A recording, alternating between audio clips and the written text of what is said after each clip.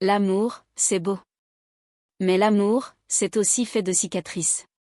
Aujourd'hui, je vais vous raconter une histoire pour toutes ces femmes qui ont des difficultés dans leur foyer. Je suis en couple avec un homme formidable. Depuis bientôt 1 an, nous vivons une belle relation, sincère et remplie de promesses. Il m'aimait, je l'aimais, et tout semblait parfait. Dès le début, il m'avait parlé de son passé. Il s'appelait Fabien. Il avait été marié et avait un petit garçon de 5 ans, Lucas, issu de cette union. Cette révélation ne m'avait pas effrayée. Je savais qu'en l'aimant, j'acceptais aussi cette partie de sa vie.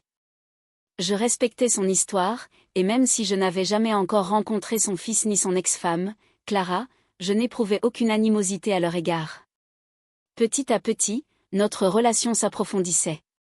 Il commençait même à parler mariage, preuve que j'occupais une place importante dans sa vie. Nous envisagions un avenir ensemble, et je me sentais prête à construire quelque chose de solide avec lui. Mais une discussion récente allait tout bouleverser. Un soir, alors que nous étions en train de dîner, il m'a regardé avec sérieux et m'a dit « Léma, tu comptes énormément pour moi, et j'aimerais que tu rencontres la mère de mon fils. » La proposition m'a surprise. Pourquoi voulait-il que je la rencontre? Nous étions bien, tous les deux. Notre relation fonctionnait sans qu'elle ne soit impliquée. C'est son anniversaire demain, a-t-il ajouté. Je voudrais qu'on y aille ensemble. Là, j'ai tiqué. Rencontrer son ex-femme, pour son anniversaire? L'idée me semblait étrange. C'était trop intime, trop inattendu. J'aurais compris s'il voulait me la présenter lors d'une occasion plus neutre, mais un anniversaire. Je redoutais ce moment. Non, ai-je répondu spontanément. Il a insisté et m'a rassuré que tout se passerait bien. Il voulait que j'entre dans son environnement direct, que je connaisse les personnes importantes de sa vie. Après réflexion, j'ai fini par accepter. Mais dans mon esprit, je m'étais préparée au pire, une femme aigrie, jalouse, peut-être hostile. Une femme qui me regarderait comme une intruse, qui ne supporterait pas de voir une autre femme aux côtés de son ex-mari et de son fils. Je m'attendais à être scrutée, jugée, testée. Mais je me trompais sur toute la ligne. Quand nous sommes arrivés chez elle, j'ai été frappée par l'atmosphère du lieu. L'air était embaumé d'un parfum agréable, l'ambiance chaleureuse, la décoration soignée. Et Clara? Elle était tout sauf ce que j'avais imaginé. Elle m'a accueillie avec un sourire sincère et une douceur déconcertante. Elle était polie, gentille, presque bienveillante. Son hospitalité m'a mise à l'aise, et peu à peu, ma méfiance s'est dissipée. Le dîner était délicieux, préparé avec soin. Nous avons échangé quelques mots, et contre toute attente, la soirée s'est bien passée. Mais il y avait quelque chose. Quelque chose que je n'arrivais pas à définir. Fabien. À plusieurs reprises, je l'ai surpris en train de regarder Clara d'une manière étrange. Pas avec de l'amour, non. Plutôt avec du regret. De la douleur. Je n'ai rien dit sur le moment, mais cette image m'a troublée. Au moment de partir, Clara m'a même offert un panier rempli de nourriture. Un geste simple, mais qui traduisait une générosité naturelle. Sur le chemin du retour, une question me brûlait les lèvres. Pourquoi vous êtes-vous séparés? Ai-je fini par demander. Fabien a soudain ralenti, puis s'est garé sur le bas-côté. J'ai vu son expression changer. Son souffle s'accélérer. Puis il a pleuré. Je n'avais jamais vu un homme pleurer ainsi. Un sanglot brut, profond, chargé de remords. D'une voix brisée, il a fini par me raconter leur histoire. Clara avait perdu sa mère. Un deuil terrible. Elle était partie l'enterrer. Et pendant son absence, il l'avait trompée. Mais le pire, ce n'était pas seulement son erreur. C'est que tout avait été filmé et envoyé à sa femme. Je ne me souviens de rien, a-t-il murmuré. J'étais saoule, je ne sais même pas comment c'est arrivé. Mais elle a tout vu. Elle m'a juste montré la vidéo, je lui ai expliqué mais elle avait trop mal, puis elle m'a demandé de partir. Elle m'a demandé le divorce. J'ai essayé de la reconquérir mais elle s'est fermée complètement. Le divorce s'est très bien passé et nous n'avons jamais eu de problème par rapport à Lucas. Ensuite, Fabien s'est tourné vers moi. Je ne suis pas avec toi pour me consoler, a-t-il dit. Je t'aime vraiment. Mais elle, c'est différent. Un frisson m'a traversé. Et si je n'étais qu'un obstacle? Le lendemain, j'ai pris une décision. J'ai appelé Clara. Je voulais la remercier pour le repas, mais surtout, je voulais comprendre. Je lui ai demandé pourquoi ils s'étaient séparés. Elle m'a donné la même version. Puis elle ajouta. Ce qui est étrange, c'est qu'il ne buvait jamais au point de perdre le contrôle. J'ai pensé qu'il avait été piégé. Surtout qu'il a coupé tout contact avec ce groupe d'amis après notre divorce. Mais au fond, ça ne change rien.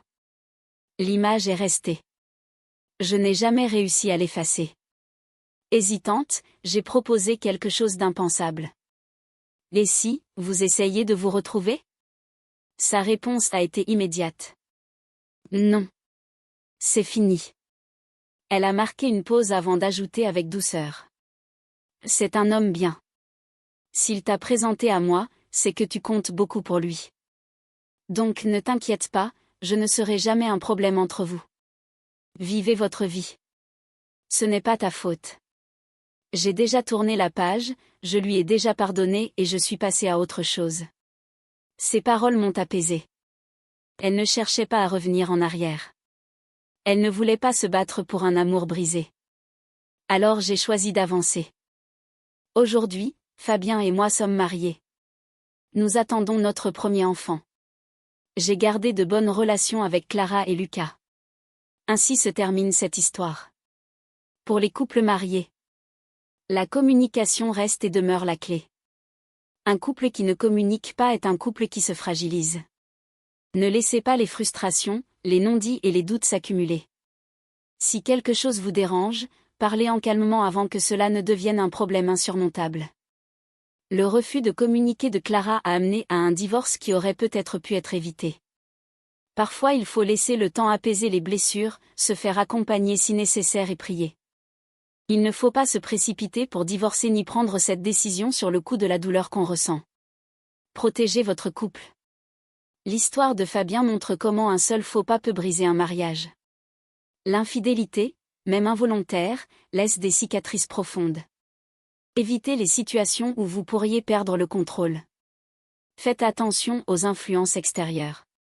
Trop souvent, les influences négatives, mauvais amis, tentations, pression familiale, viennent perturber un couple. Évitez les fréquentations qui ne respectent pas votre relation. Un couple, c'est une équipe qui doit rester soudée face aux épreuves. Le pardon peut guérir, mais il ne fait pas oublier. L'ex-femme de Fabien a pardonné, mais l'image de la trahison est restée gravée en elle.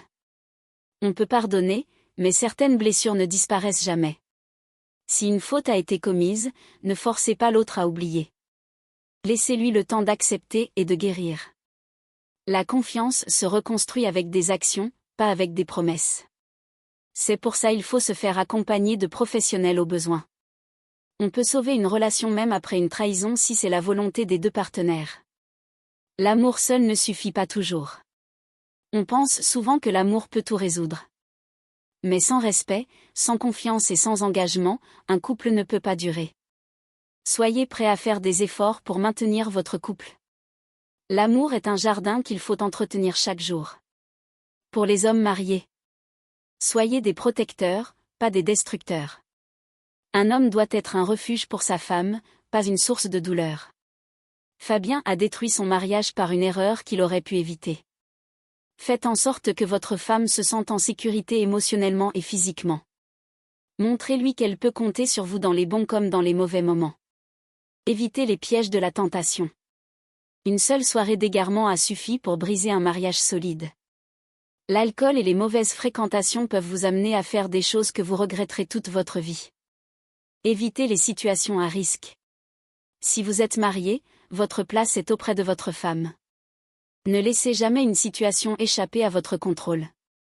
Soyez responsable, les regrets ne réparent pas les erreurs. Les larmes de Fabien n'ont pas ramené son mariage. Quand une faute est commise, il est souvent trop tard.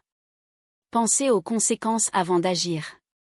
La meilleure manière d'éviter les regrets, c'est de ne pas commettre d'erreurs graves. Votre fidélité est votre plus beau cadeau. Être fidèle ne signifie pas seulement ne pas tromper. Cela signifie aussi être émotionnellement disponible, ne pas flirter avec d'autres femmes et respecter son engagement. Montrez à votre femme qu'elle est unique à vos yeux. Les petites attentions, la tendresse et le respect quotidien renforcent un mariage bien plus que de grandes déclarations d'amour.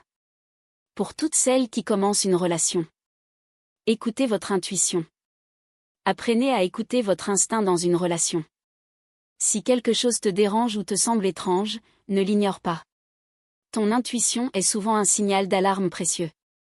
C'est pour cette raison dès que Fabien lui a proposé de rencontrer son ex-femme à son anniversaire, Emma a ressenti un malaise. Elle a compris que quelque chose n'était pas ordinaire dans cette demande. Ne réagissez pas avec jalousie ou impulsivité. Au lieu de s'emporter ou de refuser catégoriquement, Emma a pris le temps de réfléchir avant d'accepter l'invitation. Même lorsqu'elle a senti que Fabien regardait son ex-femme d'une façon étrange, elle n'a pas créé de scène. Dans un couple, la maturité émotionnelle est essentielle. Plutôt que de réagir sous le coup de l'émotion, prends du recul et analyse la situation avec calme avant d'agir. Cherchez à comprendre avant de juger. Emma aurait pu nourrir des doutes et des insécurités après cette soirée, mais au lieu de ça, elle a posé des questions. Elle a demandé à Fabien la vraie raison de son divorce et a aussi contacté son ex-femme pour entendre son point de vue. Avant de tirer des conclusions, cherche à comprendre. Les fondations d'une relation déterminent la suite de la relation. Un couple solide repose sur la transparence et la confiance. Ayez le courage de vous retirer si nécessaire. Lorsqu'elle a compris que Fabien avait encore des blessures liées à son passé, elle s'est demandé si elle n'était qu'un obstacle à sa possible réconciliation avec son ex-femme. Elle était prête à s'effacer si cela permettait aux bonnes personnes d'être ensemble. L'amour, c'est aussi savoir laisser partir. Si quelqu'un n'est pas totalement avec toi, il vaut mieux prendre du recul plutôt que de forcer une relation. Faites preuve de sagesse et d'humilité. Plutôt que de se comparer à l'ex-femme de Fabien, de la voir comme une rivale ou de chercher à prouver qu'elle était mieux, Emma l'a respectée. Elle lui a même posé une question audacieuse, « Et si vous essayez de vous retrouver ?» Une femme sûre d'elle ne cherche pas à se comparer ou à rivaliser. Elle connaît sa valeur et sait que sa place ne dépend pas de la relation passée de son partenaire. Faites-vous confiance et avancez.